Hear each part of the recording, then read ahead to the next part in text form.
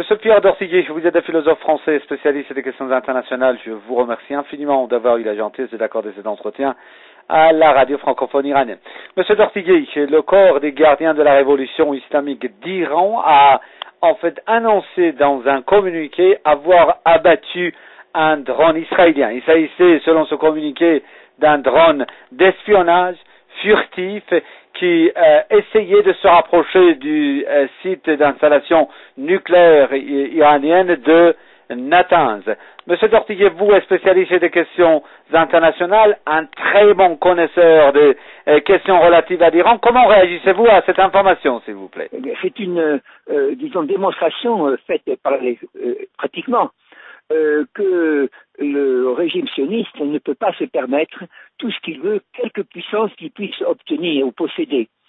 Ce qui le caractérise, c'est ce que avait remarqué en 1967, nous reprenons toujours ces mêmes choses, le général de Gaulle, le président de la République à l'époque. Il avait dit qu'ils ne savent pas s'arrêter.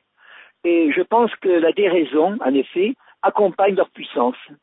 Et qu'elle sera un terme, elle est déjà, disons, à leur ambition, qui n'est pas une ambition, disons, ordinaire, à un État quelconque, à une nation, par exemple, qui veut soit fortifier ses acquis, soit se défendre contre un adversaire. Le régime sioniste sait très bien qu'il n'est pas menacé par ce qu'il a fait croire jusqu'à présent, à savoir la puissance atomique de l'Iran ou autre. Lorsqu'il essaie de s'approcher de Natanz, par exemple, quand il pourrait s'approcher de Boucher ou autre, il veut, disons, contrôler en réalité le degré d'avancement de l'économie, de la technicité iranienne.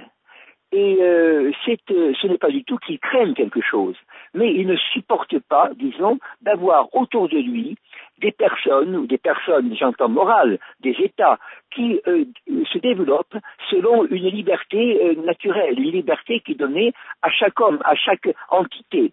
Il ne peut dominer que sur la terreur ou sur l'abaissement d'autrui. Et je crois que c'est une très bonne leçon qui est infligée par les gardiens de la Révolution.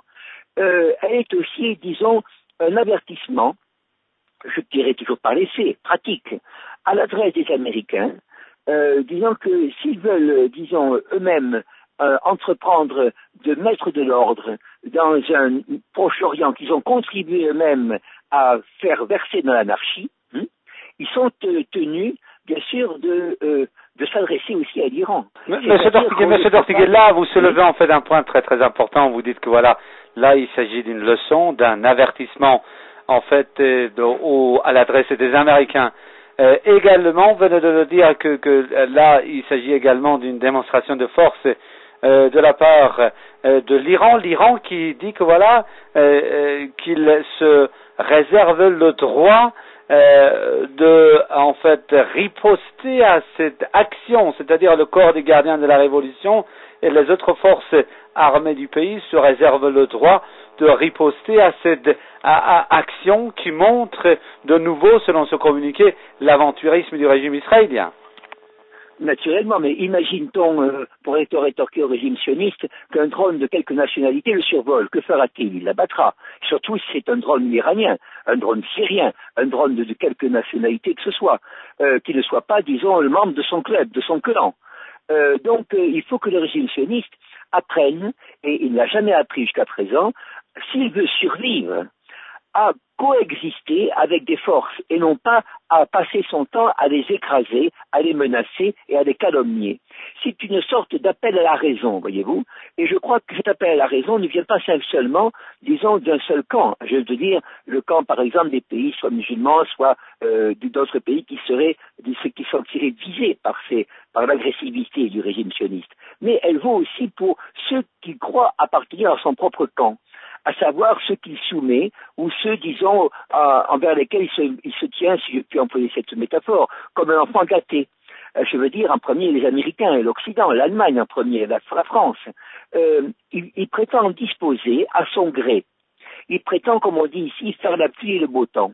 Or, non, il a contre lui, disons, la réalité. Et cette destruction du drone espion, israélien est une réalité. Disons, on ne peut opposer à un délire quelconque, à une folie, que la limite de la matière, du réel, et ensuite faire intervenir la raison. Je crois que cette action d'opposer, disons, le réel au délire est justement, disons, la meilleure définition de cette action des gardiens de la Révolution. Je crois que c'est aussi quand même, il faut le dire, hein, nos auditeurs certainement ont fait cette réflexion par eux-mêmes, c'est le signe quand même d'une certaine puissance, d'une certaine qualité justement, d'un niveau atteint par l'Iran, niveau qui lui est nécessaire. Sans ce niveau technique, sans cette attention portée à un progrès des sciences, à une discipline dans tous les domaines, l'Iran ne pourrait pas se maintenir, disons, conserver cette indépendance qu'il a voulu acquérir au moment de la révolution de 79. Je pense que c'est une très bonne nouvelle, en tout cas pour tous ceux, je dis non seulement parmi les victimes directes, mais aussi parmi ceux qui sont, disons, exploités en Occident par le régime sioniste, que disons, ce que j'appellerais un retour à la raison, cette véritable gifle, justement, qui est donnée à un homme qui est, disons, pour dire que le régime sioniste est un personnage atteint de folie, voyez-vous. On dit que les anciens disaient, les latins, on leur fait dire que Jupiter en fout de ce qu'il veut perdre. Eh bien, je crois que les sionistes devraient très bien se rendre compte qu'ils sont en train de jouer à leur propre perte et qu'il n'est même pas sûr, il n'est pas même sûr, dans un avenir, disons, assez proche, que la communauté dont ils se réclament, justement, les soutienne jusqu'au bout.